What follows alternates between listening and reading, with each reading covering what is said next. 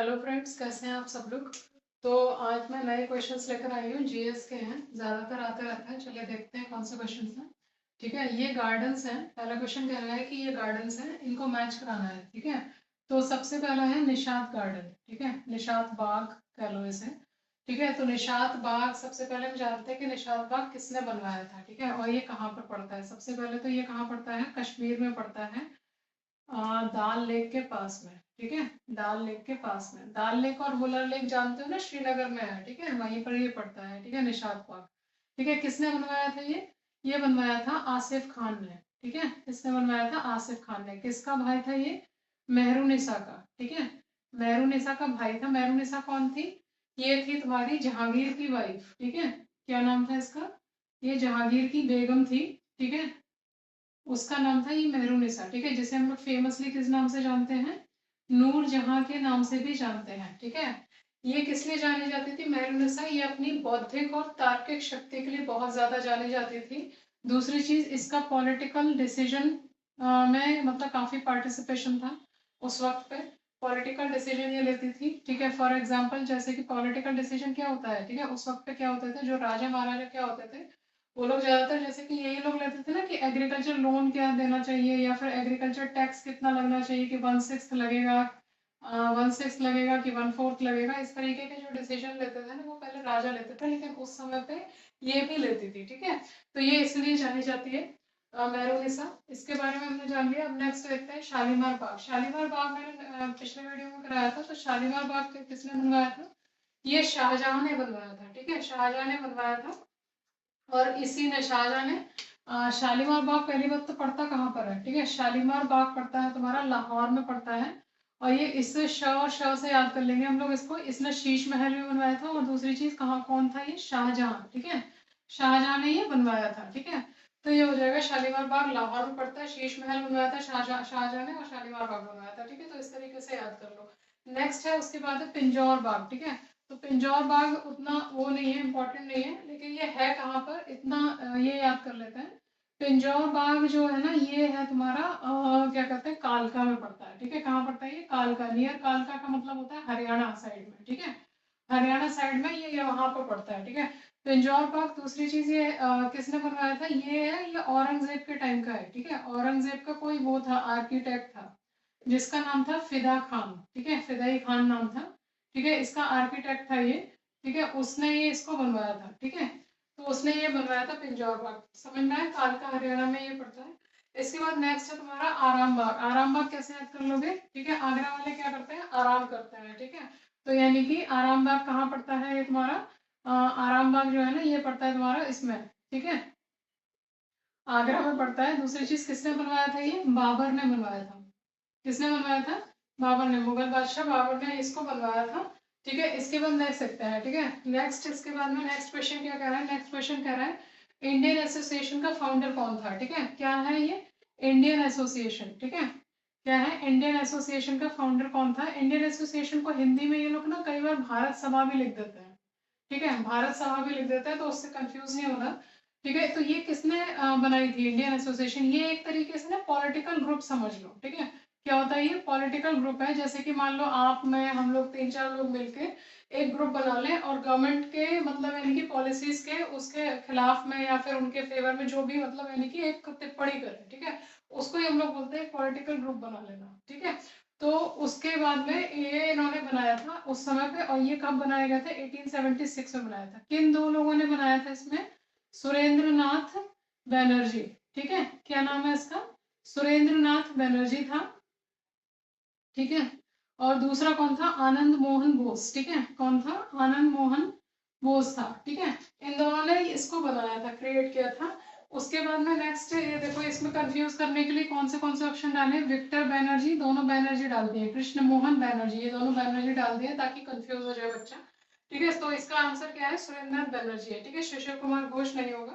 ठीक है, तो इन दोनों पे ऐसे होगा। ठीक है, इसके बाद नेक्स्ट क्वेश्चन देखते हैं। नेक्स्ट क्वेश्चन क्या कह रहा है, question number 3, global gender gap index. ठीक है, इसके पैरामीटर पूछा गया। तो सबसे पहले देखते हैं ग्लोबल जेंडर गैप। ठीक है, जेंडर गैप। ठीक है, ये इनइक्वालिटी से रिलेटेड है, वुमेन और मेल के, जो फीमेल के क्या कहते हैं, मेल फीमेल की इनइक्वालिटी से रिलेटेड है। ठीक है, index.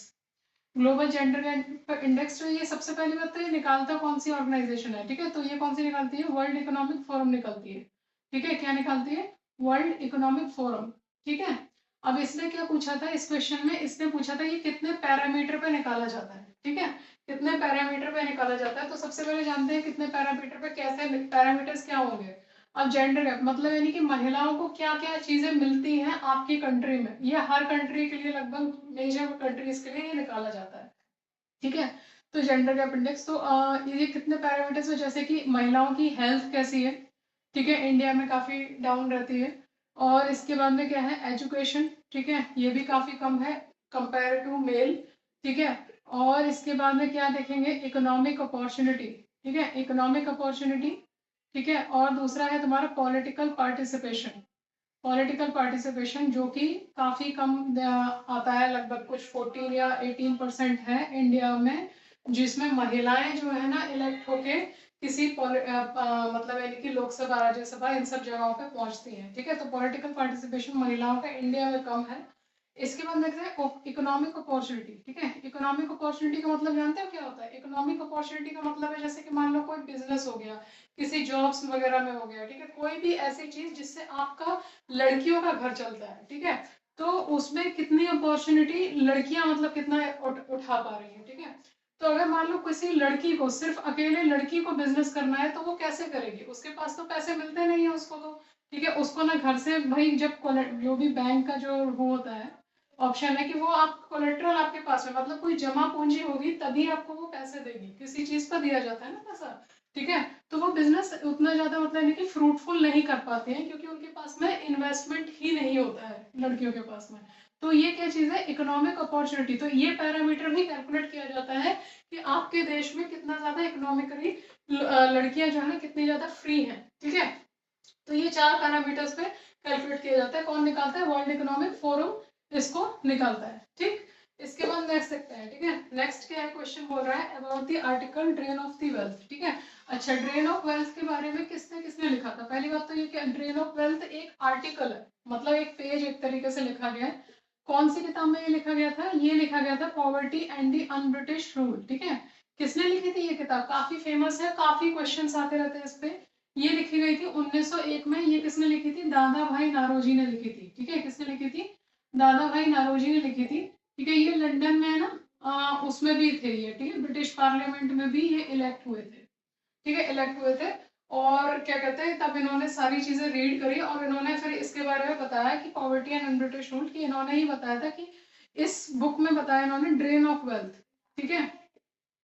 Drain of wealth, drain of wealth का क्या मतलब होता है कि आपका घर का पैसा जो है ना कभी मतलब दूसरी जगह पर ड्रेन होता चला जा रहा है, ठीक है, उसका मतलब ये होता है ड्रेन ऑफ वेल्थ, ठीक है। मतलब यानी कि इंडिया जो है ना गरीब होता जा रहा है, इंडिया जो है ना गरीब होता जा रहा है, और क्या कहते हैं अमेरिका, मतलब यानी कि ब्रिटेन जो है ना, सॉरी अमेरिका नहीं, ठीक है, ब्रिटेन जो है ना अमीर होता जा रहा है, ठीक है। किस लिए, क्योंकि मेहनत आप कर रहे हो और सब कुछ आप कमा रहे हो, उगा रहे हो, मतलब जैसे कि एग्रीकल्चर, हम लोग है ना गेहूं हम उगा रहे हैं और वो चला जा रहा है ब्रिटेन में कम, मतलब यानी कि ज्यादा टैक्स लगा के, हम लोग ज्यादा टैक्स पे कर रहे हैं, ठीक है, इस तरीके से हम लोग ज्यादा मैन्युफैक्चर कर रहे हैं, ठीक है। तो ये सारा चला जा रहा है ब्रिटेन में, ठीक है। तो इसी इसी को हम लोग क्या बोलते हैं कि ये ड्रेन होता जा रहा है, किसका, वेल्थ का, हमारे यहाँ का जो पैसा है ना वो वहां पहुंचता जा रहा है। तो इसी वजह से क्या है, इंडिया जो है ना गरीब होता जा रहा है, और जो है ना ब्रिटेन है, ठीक है, और वो अमीर होता जा रहा है, ठीक है। तो ये चीज होती है।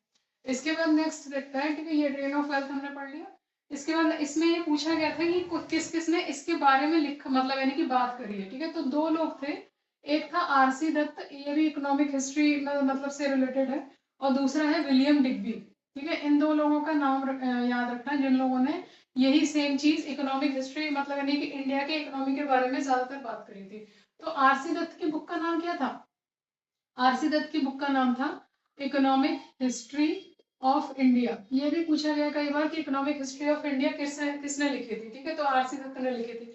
विलियम डिग्बी ने कौन सी लिखी थी, प्रॉस्परस इंडिया लिखी थी, ठीक है ना, क्या चीज लिखी थी, प्रॉस्परस ब्रिटिश इंडिया लिखी थी, ठीक है, क्या लिखी थी, प्रॉस्परस ब्रिटिश इंडिया, ठीक है।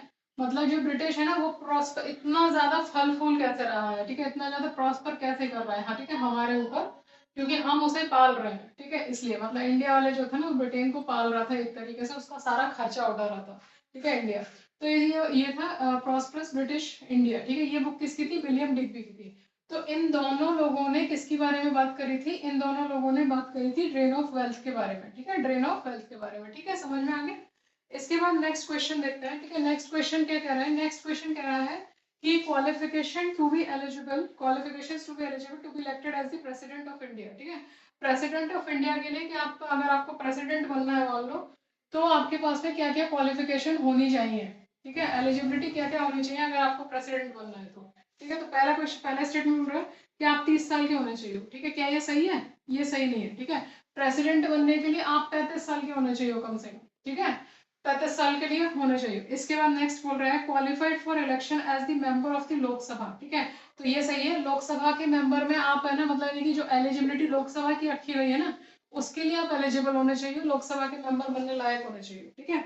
नेक्स्ट बोला है not hold any the office of profit. Office of profit होना का एक क्राइटेरिया होता है, ऑफिस ऑफ प्रॉफिट, उसमें आपका जगह नहीं होनी चाहिए, ठीक है, तभी आप ये पोजीशन नहीं होगी, तभी आप ये जो है ना प्रेसिडेंट बन पाओगे, ठीक है।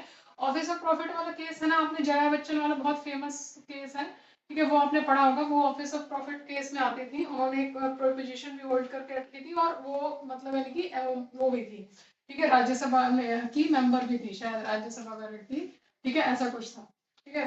तो इसके बाद नेक्स्ट फैक्ट्स पे बहुत ज्यादा मत जाना, केवल डिटेल अंडरस्टैंडिंग पे आप ध्यान दीजिएगा, ठीक है। अब इसके बारे में जान लेते हैं। तो प्रेसिडेंट की एज कितनी होती है? 35 ईयर्स रखी गई है, ठीक है। अब ये बताओ कि लोकसभा, ठीक है, लोकसभा में कितनी एज रखी गई है? ठीक है, लोकसभा में रखी गई है 25, ठीक है। और राज्यसभा में कितनी रखी गई है? राज्यसभा की एलिजिबिलिटी कितनी होती है? 30 ईयर्स होती है, ठीक है। और अगर पूछा जाए कि विधान परिषद, ठीक है, विधान परिषद या फिर विधानसभा, ठीक है, विधानसभा, ठीक है, विधानसभा की कितनी रखी गई होगी? 25 ईयर्स। और विधान परिषद अगर पूछा जाए, ठीक है, विधान परिषद, तो वो कितनी होती है? 30 ईयर्स, ठीक है। ये एक्चुअली ये आता है पार्लियामेंट में, और ये आता है स्टेट में, समझ में आया ना, दोनों एक चीज सेम ही है, मतलब विधान परिषद इसको स्टेट में बोलते हैं, और यहाँ ऊपर पार्लियामेंट में राज्यसभा इसको बोलते हैं 30, ठीक है। यही है, लोकसभा ऊपर मतलब पार्लियामेंट में 25 बोलते हैं, और विधानसभा यहाँ पे क्या बोलते हैं? 25 बोलते हैं, ठीक है। तो दोनों का एज देखो सेम ही है, ठीक है। राज्यसभा में 30, और ये क्या है? विधान परिषद में 30। इसके अलावा एक और चीज क्या आती है तुम्हारी लोकल में, मतलब यानी कि विलेज लेवल पे, अब किसी का गाँव होगा ना, किसी का गाँव होगा तो वहां पे कौन होगा तुम्हारा? पंचायत में, ठीक है, पंचायत यानी कि नगर पालिका जिसे हम लोग बोलते हैं, ठीक है, पंचायत यानी कि नगर पालिका, ठीक है। तो फिर पंचायत में अब ये बताओ कि पंचायत में कितनी एज होनी चाहिए, ठीक है। तो पंचायत को इलेक्शन करने के लिए 21 ईयर्स रखी गई है इसकी, ठीक है। तो ये हो गया। इसके बाद में नेक्स्ट देख लेते हैं। नेक्स्ट क्वेश्चन क्या कह रहा है? नेक्स्ट क्वेश्चन कह रहा है biodiversity hotspot found in the India, ठीक है। इंडिया में टोटल बायोडाइवर्सिटी हॉटस्पॉट कितने हैं, ठीक है। क्या चीज है? बायोडाइवर्सिटी हॉटस्पॉट कितने हैं, ठीक है। बायोडाइवर्सिटी हॉटस्पॉट, पहली बात तो ये दिया किसने था? ये भी नाम भी पूछ लेते हैं कई बार, ठीक है। तो ये नॉर्मन मेयर्स ने दिया था, ठीक है। कब दिया था? नॉर्मन मेयर्स ने दिया था, इसको लिख लेना, याद कर लेना, ठीक है। ये कब दिया गया था? ये 1988 में दिया गया था, ठीक है। कब दिया था? 1988 में दिया गया था। ऐसी बायोडाइवर्सिटी हॉटस्पॉट होता क्या है, ठीक है, ऐसी जगह जहां पर बहुत ज्यादा किसी भी तरीके की, मतलब यानी कि बायोडाइवर्सिटी का मतलब होता है जीव जंतु, पेड़ पौधे एक यूनिक स्टाइल के, जिनके मतलब यानी कि उसी इंडिजिनियस जिसे हम लोग बोलते हैं, ठीक है, जो उसी जगह पे उगते हैं, उसी जगह पे पाए जाते हैं, ठीक है। तो उसको हम लोग बोलते हैं बायोडाइवर्सिटी। और हॉटस्पॉट का मतलब है कि जहाँ पे बहुत मेजर अमाउंट, मेजर जो जगह हो वहां पे पाए जाते हो, ठीक है, मतलब यानी कि बहुत ज्यादा अमाउंट में जो पाए जाते हो, ठीक है, उसको बोलते हैं। तो ऐसी कितनी जगह है, ठीक है। तो ऐसी जगह है हमारे यहाँ पे हिमालयस, पहली बात तो, ठीक है, हिमालयस मतलब यानी कि जम्मू कश्मीर से लेके अरुणाचल प्रदेश तक, समझ में आया। दूसरा क्या है तुम्हारा? वेस्टर्न घाट्स, ठीक है, दूसरा है तुम्हारा वेस्टर्न घाट्स, ठीक है, वेस्टर्न घाट्स, ठीक है, वेस्टर्न घाट्स में, ठीक है, मतलब यानी कि महाराष्ट्र से लेके बिल्कुल केरला तक, ठीक है, महाराष्ट्र से लेके बिल्कुल केरला तक वेस्टर्न घाट्स एक ये है, ठीक है। और तीसरा क्या चीज है तुम्हारा? ये आ जाएगा नॉर्थ ईस्टर्न रीजन, ठीक है ना, ये है, नहीं सॉरी, ये आ जाएगा ये वाला सुंदरलैंड, ठीक है। सुंदरलैंड, सुंदरलैंड कौन सा होता है तुम्हारा? निकोबार वाला, सुंदरलैंड होता है तुम्हारा निकोबार और साउथ ईस्ट एशिया जो होता है ना, Nicobar and the south east Asia, ठीक है। ये पूरा मतलब जो इंडोनेशिया, साउथ ईस्ट एशिया, ये इक्वेटर के पास में ही पड़ते हैं ना सारे। इंडोनेशिया पूरा इस तरीके से इक्वेटर के पास में इस तरीके से पड़ता है ना, तो ये पूरा बायोडाइवर्सिटी हॉटस्पॉट रीजन हो जाता है। ठीक है, इंडिया का ये निकोबार भी, अंडमान निकोबार इस तरीके से ही है ना नीचे, अगर आपको याद हो तो। ठीक है, मैप मैप मैप मैप देखा हो। ठीक है, जैसे कि ये है ना इंडिया, ठीक है, तो यहाँ पर ये आ गया तुम्हारा अंडमान निकोबार, तो यहीं पर ही इंडोनेशिया चालू हो जाता है इस तरीके से। ये सुमात्रा आ गया तुम्हारा, ठीक है, जावा, बाली, इस तरीके के जो आ जाते हैं ना, उसके बारे में बात हो रही है। ठीक है, तो ये निकोबार, तो इसी एरिया को हम लोग क्या बोलते हैं, सुंदरलैंड बोलते हैं। इसी एरिया को हम लोग क्या बोलते हैं, सुंदरलैंड बोलते हैं। ठीक है, तो एक कोई रह गया हिमालय, वेस्टर्न घाट्स और सुंदरलैंड। ठीक है, तीसरा चौथा शायद नॉर्थ ईस्ट है। ठीक है, तो वही है, मैं शायद कंफ्यूज हो रही हूँ। इसके बाद नेक्स्ट देखते हैं। ठीक है, नेक्स्ट क्वेश्चन क्या बोल रहे हैं, नेक्स्ट क्वेश्चन है होमस्टेक माइन। ठीक है, होमस्टेक माइन कहाँ पड़ती है? ठीक है, कौन सी है? Homestake mine. ठीक है, ये इंपॉर्टेंट है क्योंकि ये कहाँ पड़ती है। पहली बात तो नाम से क्या पढ़ रहा है, नाम से जहाँ पे इंग्लिश के टाइप का कुछ लगे ना, तो ये यूएसए में होगा क्योंकि वहीं पे चलती है अमेरिकन इंग्लिश। ठीक है, तो इस तरीके, तो होम स्टेक माइन क्या है तुम्हारी, पहली बात तो यूएसए में पड़ती है। और ये किस चीज के लिए फेमस है? ये गोल्ड के लिए फेमस है। ठीक है, किसके लिए फेमस है? ये गोल्ड के लिए फेमस है। इसके बाद नेक्स्ट देखते हैं तुम्हारा कौन सा है क्वेश्चन। नेक्स्ट वाला क्वेश्चन क्या रहा है, विच season do the Australians celebrate the Christmas? अच्छा, अब जो ऑस्ट्रेलियन है, ठीक है, ऑस्ट्रेलिया, ये क्वेश्चन क्यों पूछा हुआ है? ठीक है, सब लोग जनरली कंफ्यूज हो जाएंगे। ऑस्ट्रेलिया कहाँ पड़ता है? पहली बात तो साउथ में पड़ता है, यहाँ पड़ता है ना ऑस्ट्रेलिया, इस तरीके से है, देखो ऑस्ट्रेलिया। ठीक है, यहाँ पे पड़ता है साउथ में। अब ये लोग अपना क्रिसमस कब मनाते होंगे? समर में मनाते हो। ठीक है, आप लोग कब मनाते हो पहले तो ये बताओ। ठीक है, आप लोग कब मनाते हो क्रिसमस? ठीक है, अब इंडिया तो कहाँ पर है? इंडिया तो ऊपर ही है ना, इक्वेटर से तो ऊपर ही है। ठीक है, तो इंडिया कहाँ पड़ता है? नॉर्दर्न हेमिस्फेयर में। और ऑस्ट्रेलिया कहाँ पड़ता है? सदर्न हेमिस्फेयर में। ठीक है, और यहीं पे क्या गुजर जाती है तुम्हारी, ट्रॉपिक ऑफ कैप्रिकॉर्न। क्या गुजर जाती है? Tropic of Capricorn. और ये वाली कौन सी है तुम्हारी? ये ट्रॉपिक ऑफ कैंसर। ठीक है, क्या है? Tropic of Cancer. तो जब यहाँ पे जब समर होता है तो यहाँ क्या होता है? विंटर होता है। ठीक है, तो जब हम लोग है ना विंटर में क्रिसमस मनाते हैं, तो ये लोग कब मनाते होंगे? ऑब्वियस सी बात है, सदर्न में क्या होता है ना, सदर्न हेमिस्फेयर में हर चीज उसकी ऑपोजिट होती है। मतलब यानी कि ये लोग मनाते होंगे कब? समर में। इनका क्रिसमस चलता है समर में। ठीक है, हम लोग 25 दिसंबर को।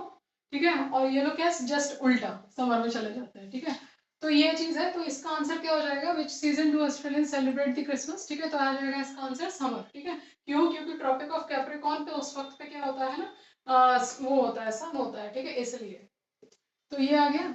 नेक्स्ट इसके बाद में देख लेते हैं। ठीक है,